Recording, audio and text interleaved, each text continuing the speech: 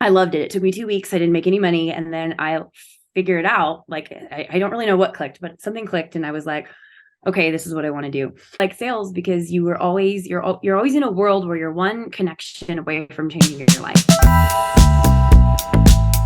Welcome to another installment of the Perspective Podcast. My name is Devin. I'm with my co-host Mitch Harley, and today on the show we have Megan Fuller. She is a farmer turned real estate mogul, is what I'm going to start with, but she's got way more of a story to unpack for us. Megan, welcome to the show. Thank you for having me. I'm excited to be here. So anybody listening to that is going to have some questions. Why don't we start off with a little bit about who you are, what kind of led you to being in the space of chicken farming and real estate. I have always loved animals. So these specific chickens, we now we go over around about a flock of 200 between chickens, ducks, and turkeys. But I initially panic bought these guys in the beginning of COVID. So like everybody was looking for toilet paper and I was like, where are the baby chickens? So that's about when that started, specifically. And actually some of my turkeys that I got there's a local feed store here called Murdoch's. And so the little cute 16-year-old farm girl I bought them from told me that this was 2 boy turkeys and 2 girl turkeys. And she was wrong. So my male turkey, that's like the leader of the flock, his name is Beth. And so we've just been like, we have like these original turkeys from COVID and chickens, and we've just been kind of incubating and going from there. So that was the new one. I apologize. I have a 4-month-old daughter. So I have always loved animals and wanted to be self-sustaining, and that was just kind of always in the back of my mind. I got into real estate back in 2015. I got licensed, and I guess my favorite thing about real estate was how you can apply it to be very specific to however the world needs to, whatever you want your life to look like. So I used to joke that not everybody wants 150 chickens, but I do. So for me, that's really exciting. If you told most people you can go work hard and you'll have 150 chickens, they would not work hard, because that would be terrifying for them. So I loved how real estate was, what has always just allowed me to get really specific on what I, who I am and how I can help those, in the business and then support that. But I don't really know where it came from. I just know that I wanted to be kind of a farm girl my whole life. And then I just get closer and closer the more I can. And it's been great. So when you said you got them for COVID, was that thinking of like coming up with a business plan, like to survive through COVID, or literally like if I need to eat dinner, I can go in my backyard and make dinner out of this chicken? It was less of neither of those things. It was more so I had just made so many effing mistakes in my life, and I had just failed so many times before that I was like, 2020 will be my year. And then COVID happened and I was like, no, 2020 will be my year. Like I said, I was going to get chickens. So where are the chickens? I wasn't planning, because we've been incubating, and obviously when you get to from 6 to 200, it's those are a little bit different. So these were just like my little like friends, and I had decided in March of 2020 that I was in the midst of COVID, because the world was shut down. I was going to come out of this a different person, and that person was going to be someone who was the future version of myself, and I wasn't really going to like let anything else sort of get in the way of that. So I wrote on my whiteboard, Megan's heart over everything else. And so that was why I started it. So like I knew I wanted to be self-sustainable, but I wasn't like, I'm going to eat this chicken. Like they were like, I was totally just, I was like an inner 5-year-old. Like I was just really excited. I had baby chicks and baby ducks like in my bathtub. Like that's all that was. It was because I can. If there's a pandemic, like the world could end, and I'm going to end with baby chickens here, because that's exciting. Very, very relatable. My mom, I think, went through a very similar thing to you, except she wasn't in real estate. She was in dog grooming and owned a pet store. But yeah, I remember growing up, and a big portion of our basement was dedicated to raising some of these chickens. And we had some pigs and a couple of goats. And I guess similar in that it was her childhood dream. I guess, whoops, if you don't. Oh, no, I didn't even see it. Yeah, it's a pigeon that we rescued. So my very, God. very relatable in that, just always wanting that thing and then working really hard to get it. And so let's kind of back up a little bit into, you mentioned you had a background in sales, and that's kind of like what led you into the space of real estate. Where did you start with that? I got my first I guess sales job. I sold for a local restaurant in the town I grew up in at the farmer's market, like under the table when I was like 15. And I always like I sold rocks when I was in the 5th grade. I'd paint them and I sold them, and then the mean boy put them in the dumpster, and I got in the dumpster and I got in trouble. It's like I feel like I've always been selling, but my first job was when I was 17. I got a hair straightener kiosk job at the mall, and it was just straight commission. And I loved it. It took me 2 weeks. I didn't make any money. And then I figured it out. Like, I don't really know what clicked, but something clicked. And I was like, okay, this is what I want to do. And then after a few, kiosk salesmen, so sales is a little hardcore. People don't like to be grabbed as they're walking past. And it's a young salesperson's game, in my opinion. So I ended up getting a job for a small, there's a franchise company called Famous Dave's Barbecue. So I got a job for their corporate office here locally in Denver. I met the owners, and I just went door to door to door sales, and was selling barbecue for them. And I loved who I was working with and the community there, but I always knew I wanted to do my own business. And I actually knew I wanted to be in real estate because my aunt had actually written loans. So I made myself a card when I was 12 and a half. So this was my first business card. So Very after I had the Famous Dave's job, I sort of was like, okay, I did this for a year. I'm ready to kind of do my own thing. So, and it just like these things tend to go, I ended up walking into a Keller Williams office and trying to pitch them barbecue catering for their next team meeting. And the guy his name was Matt, was like, I have a class tonight. Would you like to come? And the rest is history. So, yeah, I always like sales because you're always in a world where you're one connection away from changing your life. And there's like infinite possibilities with anything. And any other job you have, it's pretty much the same or monotonous. But sales, I feel like, is one of the only jobs that really trains you for what could happen. And I think, when you're constantly looking for the positive right thing, right? It's like you want to buy a Honda, you see Hondas on the road or whatever. I really am fortunate for my sales background because I think that's helped me a lot, just sort of look on the more positive side, which is super helpful when it comes to being in real estate. So this is a super selfish question. You mentioned that when you were doing the kiosk job, you worked there for a couple of weeks and nothing happened. You're not getting any sales. Nothing's working for you. Most people at this point are like, well, I had bills to pay, and that's when they quit and they move on and find something else. When you say something clicked, and I'm assuming that's when things changed for you, you actually started making a couple of sales. I know it's probably a long ways away, but can you think about like, what was it specifically that kind of clicked for you in terms of like what made it something that was workable? I think if I can remember, like in hindsight, from what I can recall, I don't totally know. I had just gotten out of high school, so I was in a place where I was getting a lot of pressure to go to college, and I did not want to go to college. I had graduated high school a year and a half early, and go to college, and I had been waiting tables. And then this guy who I bought a hair curler from was like, "You can make as much money as you want without a college degree," and I was like, "Okay." So it was just the determination of, if I don't go this way, I have to go this way, and I don't want to go this way. So this is the way I have to go. And I think what it was, because I kept letting people sort of go. I don't think I had a hard time with like the actual close of like the sales process. Because, for kiosk sales, you kind of have to get that quick close there.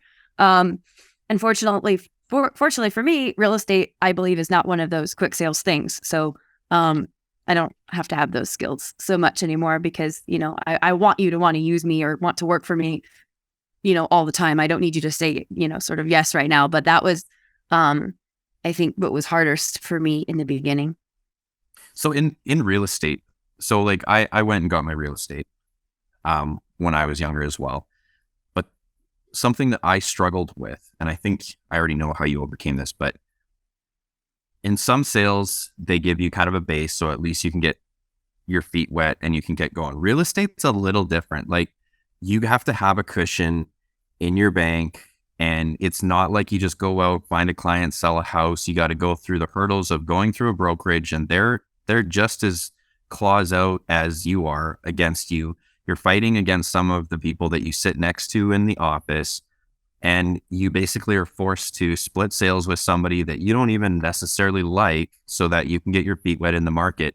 How do you navigate that? How do you navigate a world like that? Because everyone thinks, oh, I'll just be a real estate agent, I'll make a bunch of money. I watch Selling Sunset, and there's this facade when it comes to real estate. What's the reality that you've experienced in that element? I was not rookie of the year. I was 21, and when you're 21, even if you were in business at 18, you don't have steer a lot of it.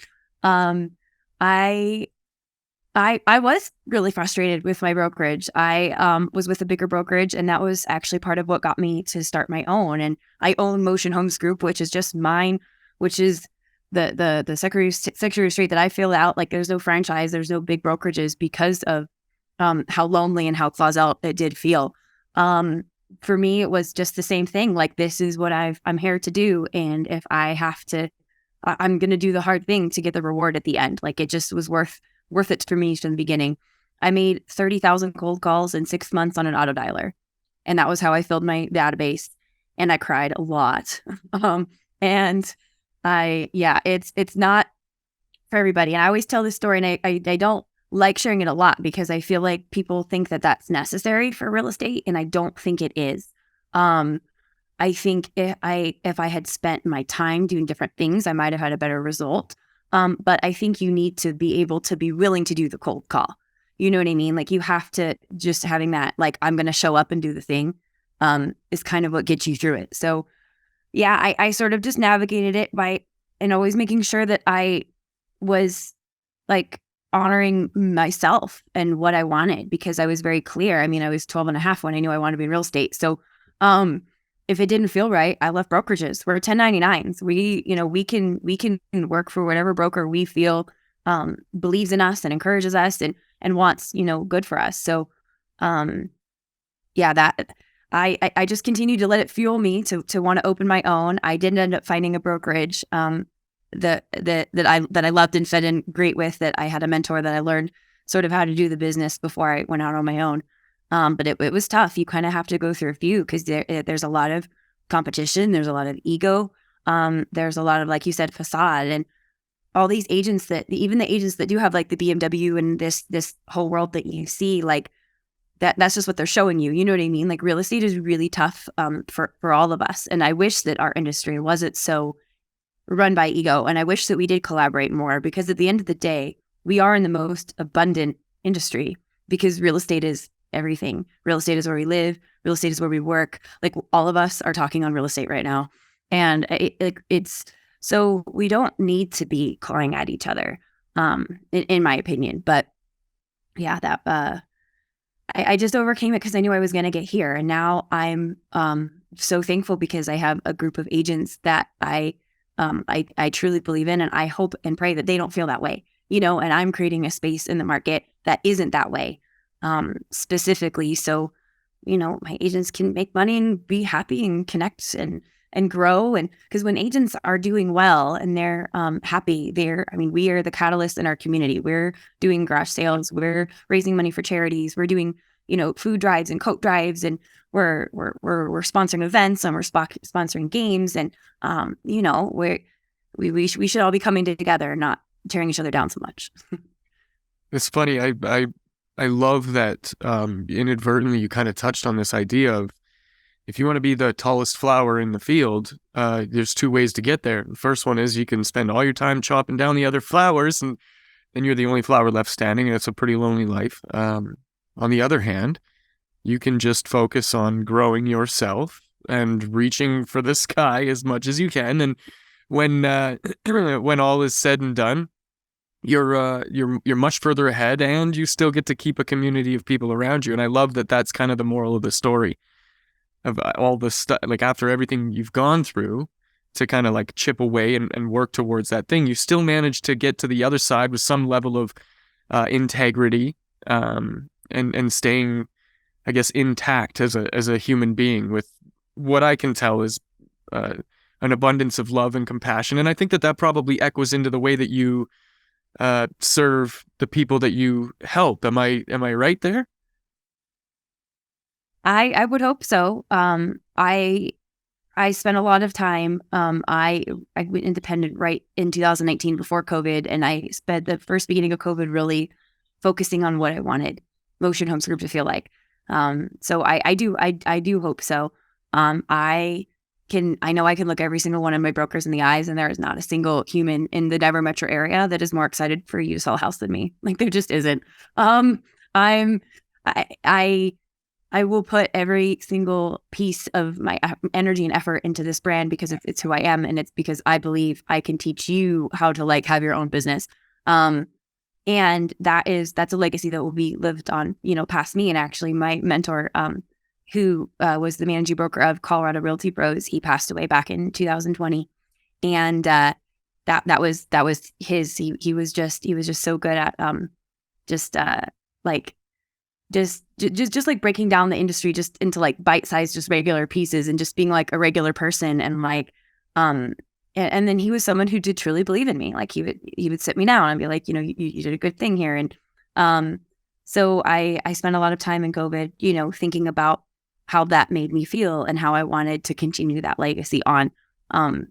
Because that's, at the end of the day, those are the agents that you remember. And like in that way, Gabe is now impacted my whole business. You know what I mean? Like that brokerage is no longer here, but in a way, that brokerage has impacted many other brokers, because I was one of hundreds of people who was under Gabe. You know what I mean?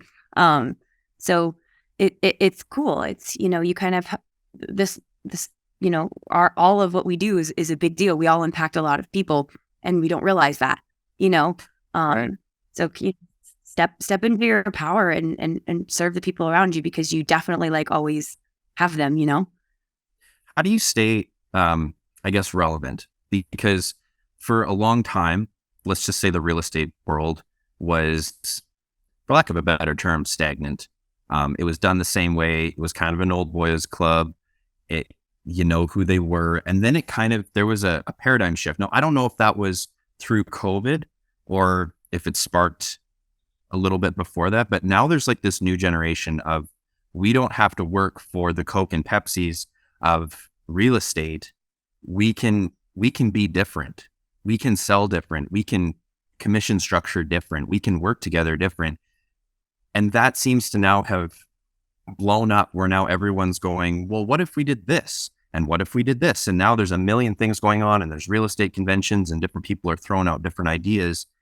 How are you staying relevant? How are you weeding out some of all that information? Because there's going to be a lot that has come at you and a lot that is going to come at you from a brokerage perspective, where you're trying to stay relevant, profitable, work culture, all of that. How are you navigating this kind of new era? I am continuing to focus on each individual needs of my agents as they come up. I won't have all the answers, and I know there is too much for me to go figure it out myself. So I try to start with the relevant problems for my people now. So what if you've got issues with, you need help with your social media, we'll work on that. So I guess I don't really worry about staying totally relevant. I just worry about staying being the best version of myself to be able to pour back into my agents. So because I don't, as far like, I don't have the best websites, and I don't have all the answers, and I don't know which is the best CRM to use, because each of my agents is a different person, and each of them are going to have different like things that they're going to want to use. Some people are Excel, some people are Outlook, some people are apps or whatnot. So I just, like I said, I try to focus on, like an agent who wants to work with Motion Homes Group is someone who wants to be pretty independent on their own. an individual as well. So I'm just kind of I'm looking for that person in the crowd, you know what I mean, versus trying to stay relevant for the whole crowd to come. Because when you are a small broker, you are liable for all of your files. I'm not a Keller Williams where I can get like a recruiting job and then I have lawyers and I have all these people that are like protecting the liability. So it's just money driven.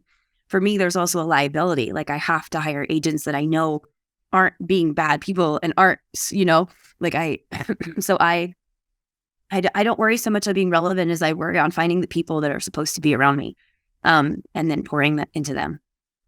How important is it to preserve, I guess, two things, preserve and amplify that reputation that you and your brokerage and your brand represents?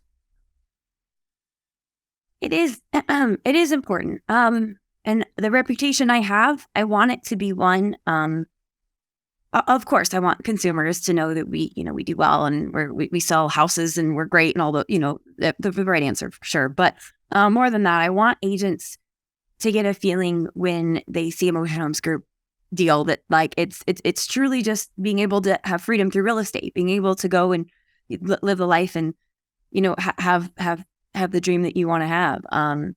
I don't. It is so important to me. I'm working on getting some like education and partnering with some other companies right now for my agents. Just because I there's nothing more I want in the world right now than to create like 15 or 20 amazing, awesome, incredible agents in the Denver metro area that then can go out there and do good business. Because in order to change the world, you have to be the change. So I'm just sort of, kind of focusing on there and it's, I've got 8 agents now and you can kind of like see a little bit of pickup, I'm still a baby brokerage. Like there's 5 brokerages you could hit rock with around me that have hundreds of agents. So I'm obviously very, very small. But but to have these 8 and to see like their growth and to like have those little wins and, it just, it brings me life. Like this is why I'm doing this for a career.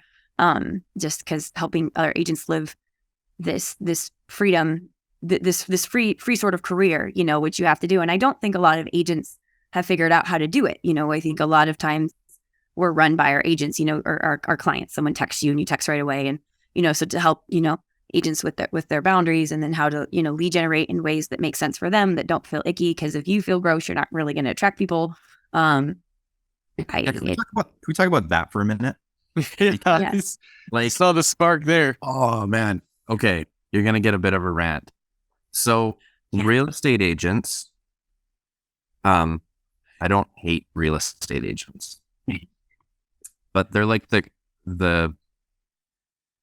icky that we feel about car salespeople, which I also have a very strong opinion about how I think the industry has created that. I don't think it's just crappy people. I do think that the industry forces that out of people. And I feel that real estate has done the same thing. It has created this culture where you have to lure people and you have to word things in a way that make them feel uncomfortable. You have to put yourself in a position of power and prominence over them and belittle them if you want to be that, high earning real estate agent. And one of the things that I think real estate agents are famous for is using a picture of their 22-year-old self when they're 70 years old. And, that's like just one example of something where it's like, you're not representing yourself. I'm not hiring you because of what you look like. I'm hiring you because I want to sell a $400,000, $500,000 property. And are you good at your job or not? And if you show up and you're not the person that was on your card or on the billboard or on the back of your car, like what else aren't you telling me? And it's to me, a very shallow approach. I mean, if that was on Tinder, we'd be like, swipe left. Like, I don't want a catfish, but yet we're willing to invest a lot of money into this. And there's that. And then there's also the thing where it's like, well, I sold $1 million condo. What do you know about selling a house? Do what you're told and sign here. And it's whether it's true or not, that's the reputation that the real estate agency has. How do you break that? How do you train out? How do you train that out? How do you break those habits? How do you set yourself different as somebody that, hey, I got chickens. Like, we're cool. We're just going to sell some houses here. How do you do that? You just show up. I love it. No, and you're totally true. I mean, National Association of Realtors, when I took my ethics course the first time, I think they said that we are less trusted than a used car salesman. And my ex-husband was a car salesman, actually. So we were just a duo. Like, you were just like, if we came into a bar, you did not want to make eye contact. But he's going to sell me a curling iron, a house, and a car. Right. I mean, your credit is done when you're done with me. Just kidding. You've tapped it out. I just show up, and I'm just very real about it. And I try to show up as authentically as I can when I can. I think, as we all do, I struggle on social media, and I'm trying to get a little bit better about it. But I'm if you know me at all, I'm very known for just sort of saying it, and people are like, there it is. Like, we're all thinking it. So Whoops. I said it. It's fine. Right. So, like, if I think you're being kind of douchey, I'll say it to you. If I think this is run wrong, I'll have an opinion. And that was why I ended up at my smaller brokerage with my mentor, and probably not at that bigger box brokerage, because I did have a lot of questions with some attitude, and I was in my younger years. But yeah, you have to shoot straight with people. And, when they go, oh, I'm a realtor, you kind of just have to make a joke out of it. When I was going business to business sales, people hate those people too. And, my line when I'd walk in, I'd be like, I'm not selling you a copier. So we're already off to a good start. Like, it's barbecue. We're fine. So, you just kind of have to call it out. And then when you bring awareness to, I'm not trying to be this way, like you said, everybody sorts of feels that. And when you're like, I don't want to do this, they're like, oh yeah, please don't. You're not, you can kind of, go from there. But yeah, this is a curious path that you're down, Megan. And I love that you've kind of cracked into this. A lot of the conversations that me and Mitch have with our guests, somehow or another, always kind of make it back to this self-development space. And really getting to know oneself and how you present yourself to the world around you, and whether or not that's conducive to your success. And when you say things, or when you're talking about, just showing up as yourself and calling things out and all this other stuff, and it's not salesy, I'm here and I'm authentic and I'm genuine. Well, what are some of the, could be, especially because it's such a long life cycle, right? What are some of the things that you do in the way of, air quotes here, relationship building, that actually feel different to people versus, and I'll use this, something like what Brad Leah does. It's just a disarming tactic. When he was a car salesman, he had somebody that would come in and he would say, you don't need a car today, do you? And that would kind of like ease that pressure off the person that just walked in. And they're like, no. He's like, okay, good, because I'm not trying to sell you anything. And so that was like a tactic to open up this dialogue. But again, if done incorrectly, it comes off as disingenuous. So I'm really curious, from somebody who's spent a lifetime knowing that at age 12 you wanted to be in the space of selling things, what are you doing differently that's allowing you to have that authentic relationship with people so that you can carry out that longer life cycle? I think the more grace I extend towards myself, the more I can extend to everybody else in my world. And the better I can sit with myself quietly, the more I can tolerate other people. And the more I get to understand that the mistakes I make aren't because I'm a bad person, but because I'm just doing the best that I can and I need to learn from them, the more I can show that to other people. That, and then I think because I was so young when I got involved in sales, and my frontal lobe wasn't developed yet, I never believed I was a bad person. So when someone told me a salesperson was bad, I said, well, maybe they are, but I'm not. And I just sort of jumped 2 feet into that identity and was like, I am good, but I'm also a salesman. You could be wrong about me and you could still like me. And I think some of that is personality. I think some of that was just wanting to survive. I think some of that was just pure rebellion of not wanting to be at home. Um, I think it was a mixture of those things. But I would, for other, like if someone else is like, okay, well, my frontal lobe's developed in 34, I would be like, well, I would start to sort of like disassociate sales and sales tactics and things with negative associations. Because if you feel that way, you're going to put it off that way, you know? Right. Um, and yeah, get to know yourself. If you feel icky about something, why? What's that hurt? What do you need to work through? What do you need to release? I love the Enneagram. I'm a 7 wing 8 on the Enneagram. So I read a lot about who I am and why I do what I do and my motivations to avoid pain. And like I said, the more I'm able to learn about myself and the more just the world seems to sort of keep up around me. And it's just this, it's sort of counterintuitive to begin. But once you go down that route, you're like, oh, okay, this is the way it goes instead of trying to get the outside to approve of you, Let's talk. first. Let's talk boundaries for a second. You had mentioned earlier that you teach your agents about boundaries and customers. That's kind of I guess in the sales world, an oxymoron because it's not just real estate, but it's like you pick up the phone if it's 2 a.m, that customer is calling, you got to make that sale and hustle, hustle, hustle. And I've always figured like hustling doesn't mean you're working 24 hours a day. Hustling means you're putting in solid time when you're working.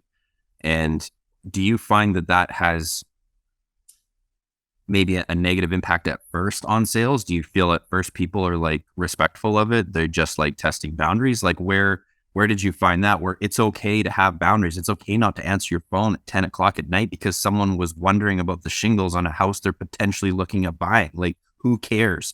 It's not going to rock the world for them to wait till 8 o'clock in the morning. What's that?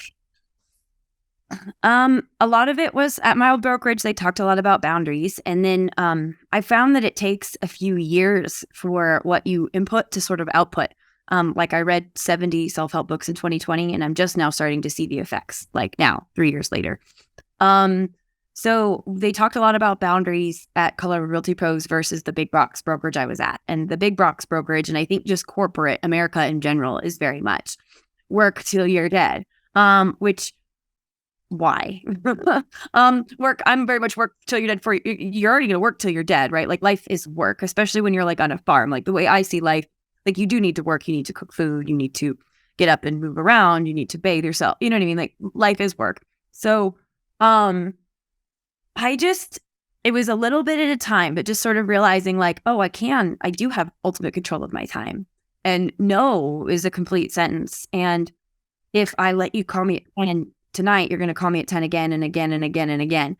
And I love, they used to say like, everybody's always surprised when Christmas comes around, like save money for Christmas. Newsflash, it's every December. Like, hello. So, if you know things are coming, sort of prepare for that. So, in my buyers and seller consultations, I started saying in the beginning, look, I am a real estate agent. Of course I'm available on weekends and nights to show houses, but my phone goes off about 6 o'clock unless we're out in the field. So you don't need me if the banks are closed, and I'll make sure everything's handled and things, and you'll always be taken care of. But I need some space, don't you? You don't want to work all the time, and then you just you don't want to be higher up, and that I think is the false sales when you're trying to be. You show them that you're better than them.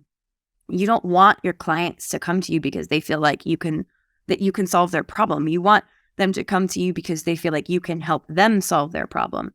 They need to be the hero in their own story. So you just need to set up their story the way that you want to be treated. And I mean, I was pregnant with my daughter and I had a jerk face client call me at 9:30 and my husband said she's not going to answer the phone and he fired me and they ended up buying $1 million house. But that's okay because I'm not going to do any commission that's going to force me to malnourish myself and my baby. And I'm not going to deal with a client who would expect that from me either, because that's just inviting more of that negativity. You know what I mean? Like you're obviously just trying to be controlling, because some people do that. Some people do business with people because they want to feel in control, and that's fine. But you're not going to do business with me if you want to control me. I collaborate, and being okay with that. Like it's just money. Like we're all going to die. Who cares? Like get it the good way. Why get it the wrong way? I like that you make that a choice, and in hearing you talk about it, it just feels so obvious. However, I gotta hit you with the question. Um, when it comes to this new wave of the hustler mentality of like, well, yeah, you could have made it $1 million deal there, and taken a pretty handsome commission off of that. Then you said no, but there was somebody out there that's going to say yes, and now you, I guess, and this is why I say it's so blatantly obvious, you kind of established for yourself, these are the rules by which I want to live my own life. Whereas this other guy, maybe he changed those rules a little bit to suit him in that, yeah, I don't care, I'm available all the time. I'd rather just work, work, work, work, work. How do you kind of reconcile that, especially in this age of that hustler mentality being like shoved into people's faces everywhere you go? Oh, believe me, losing $1 million deal hurts. I was not, pithy about it by any means. I'm like I said, the guy, someone who's going to do that isn't a nice, you know what I mean? So it wasn't fun. But I had to weigh the options. Like the choice was to wake up at 9:30 and take the call pregnant and break that with myself. And I'm not worth breaking a $25,000 promise with. I wouldn't break a promise with a colleague for 25 grand, and I'm not going to do it for myself. And it's sort of having the faith in that knowing that, yes, I missed that then, but I know I have something greater coming, in the future. Because like I said, we all die. And to me, I really feel like business is what I belong to do here. And we are spiritual beings in these bodies. And this is what I'm supposed to be doing. Like, this is my calling. And, so I feel like it doesn't matter what I go through, because I'm going to take those lessons and it's going to teach whoever agent needs to come follow me after. That's incredibly powerful. Thinking about that, just that one statement. I'm not going to break that promise to myself. This is so just interesting. I'm kind of like having this epiphany myself. I quit smoking about 3 years ago. I smoked for a really, really, really long time, but I quit smoking. I started vaping, and then I stopped vaping, and now I'm not smoking anything. But I didn't do that for myself, which is really weird, right? I made a promise to my son that on your birthday, I am quitting.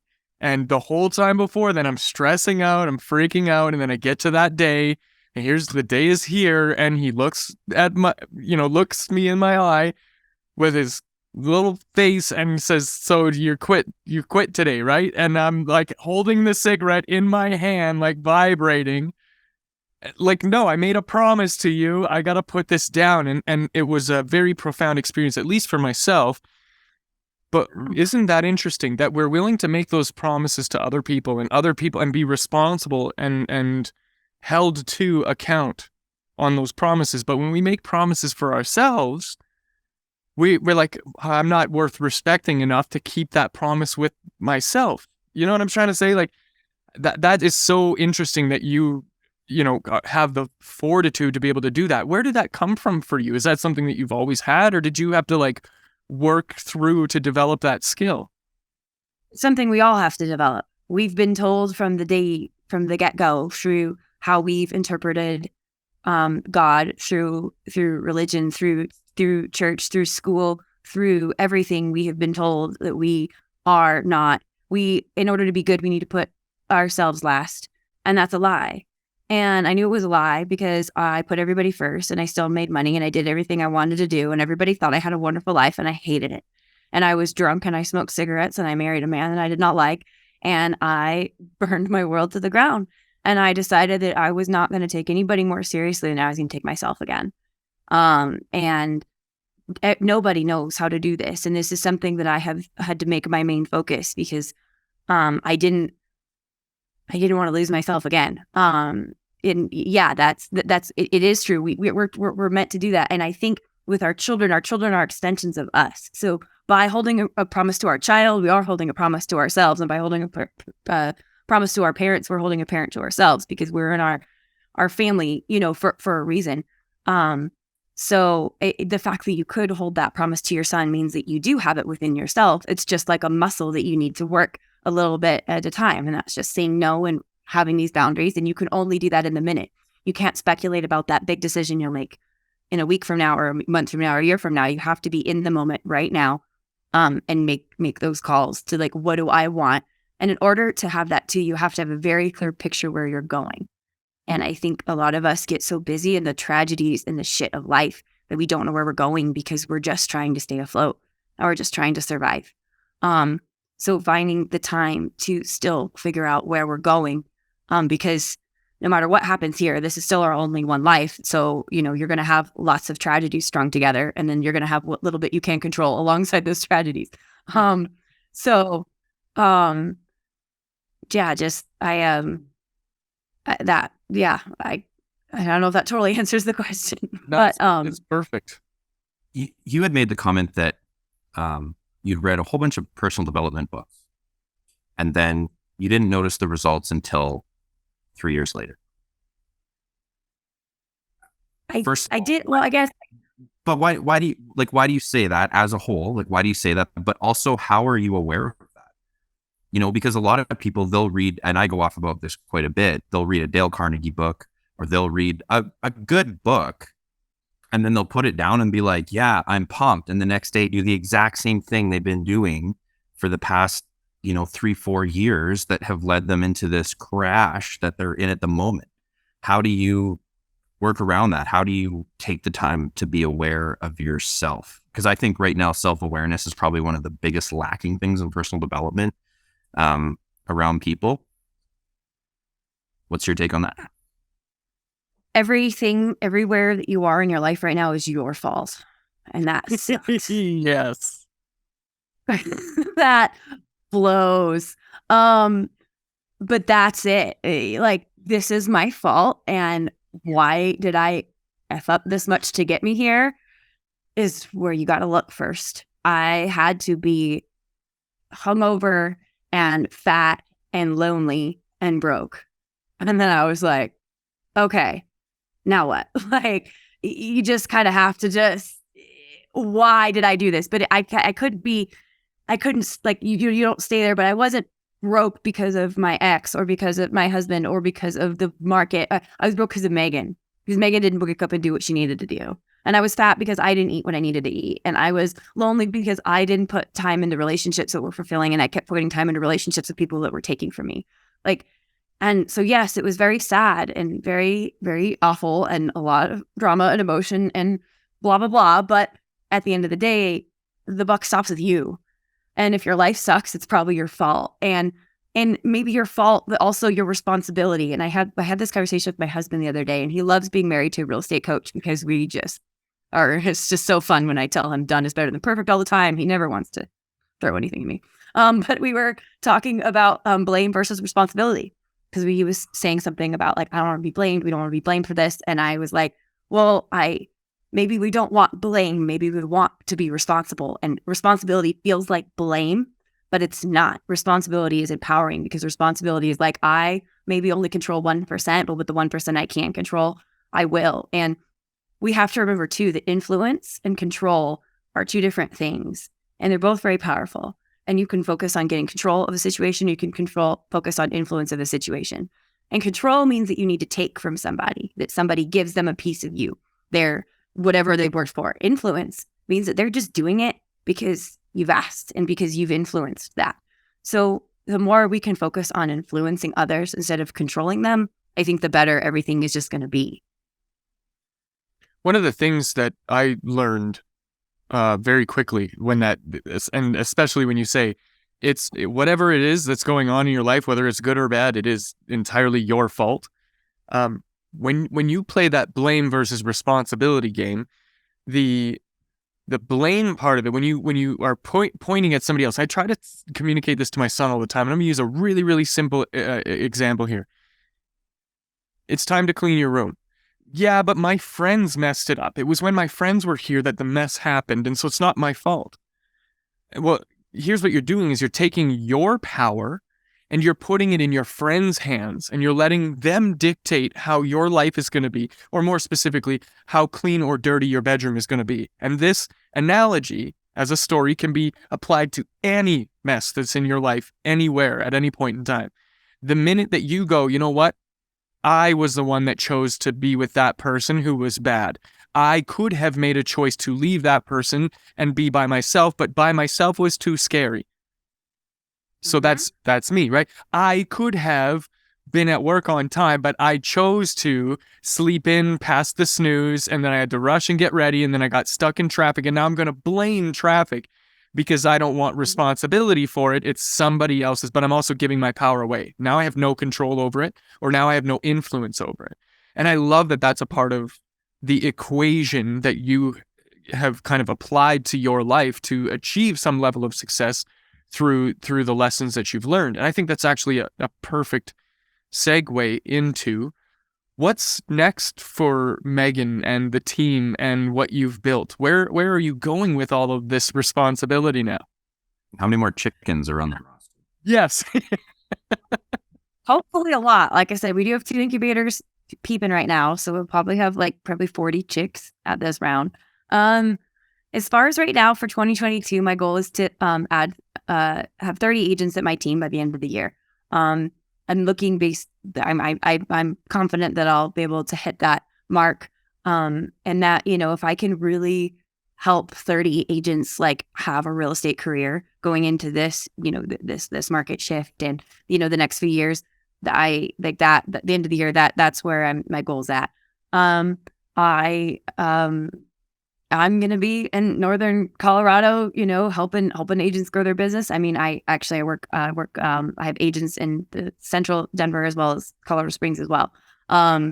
So yeah, I'm just going to continue to, pour into my agents. I'm going to continue to work on my own personal development. I've got 2 different sort of coaches and stuff that I'm looking into connecting with, myself as well. That's what's next. And I really do, especially having my daughter Viviana now, I'm really looking forward to helping moms especially learn how to, sort of balance their role as a businesswoman and being a mother as well. So those are my focuses. The next, I guess not even, I mean, as long as I'm fortunate enough to be in real estate. Yeah, that's exciting. Oh, well, I guess to the farm, we are looking into a property hopefully in the next few months. And then by 2025, we will hopefully be completely self-sustaining as far as meats and vegetables. So everything will be completely from the farm, in that respect as well. So we'll go to because almond crackers and things this is America. I want to get things from a grocery store. It's not the apocalypse yet. I'll be able to survive, but while I can, I'll still go to Costco for gummy bears and, things that you need. So yeah, that recipe's tricky. I've tried that before in a science experiment with 8-year-olds. I bought 3 or 4 of I got a whole gummy bear set, and yeah, I can't commit. Not my thing. It's tough.